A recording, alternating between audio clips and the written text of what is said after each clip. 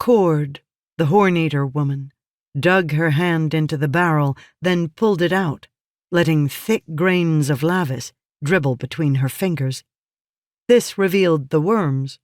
Though they were generally the same color as the grain, they uncurled and writhed on the surface, then buried themselves again.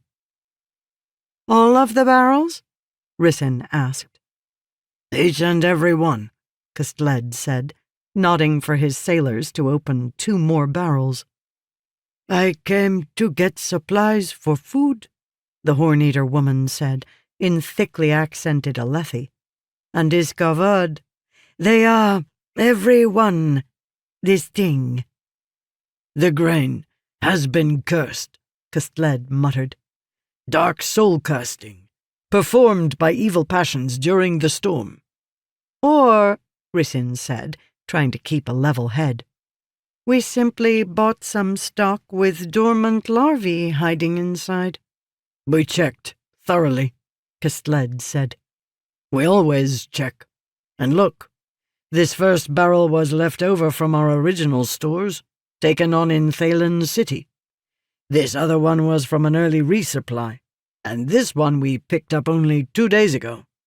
All have worms now." She caught the other 2 sailors nodding, muttering about dark soul casting.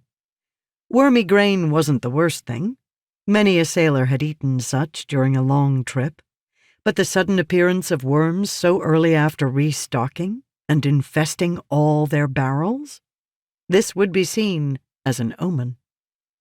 It was an old thing, of Thaylen superstition. The passions, it was said, changed the world. "Spontaneous genesis has been disproven multiple times, armsman," Rysn said to Kastled. "This didn't happen because there's some kind of dark soul-caster aboard our ship." "Maybe it happened because of our destination," he replied. "The men dream terrible dreams full of premonitions, and their dread passion creates omens." The other sailors nodded again. Storms, with this, and with the death of the ship's pet the day before setting sail? Well, Rysn herself almost believed.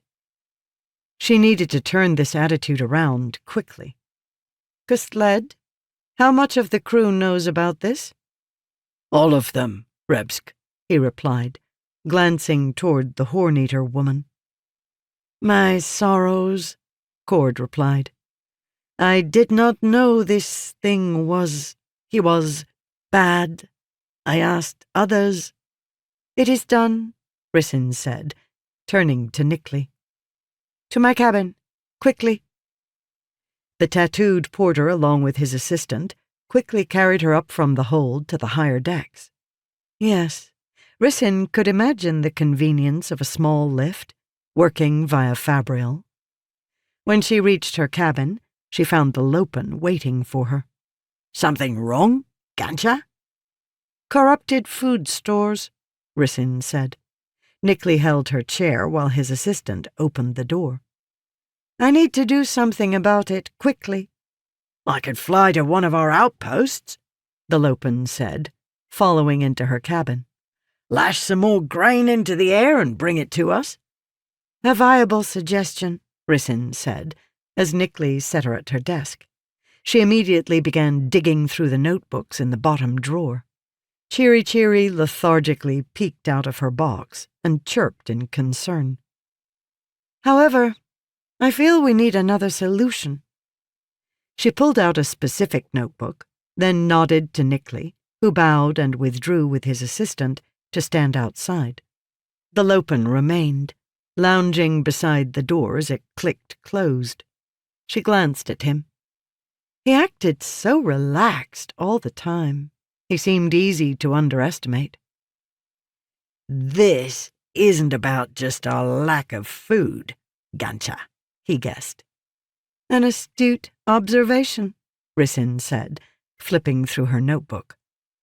"One of the biggest dangers at sea is letting your crew get away from you.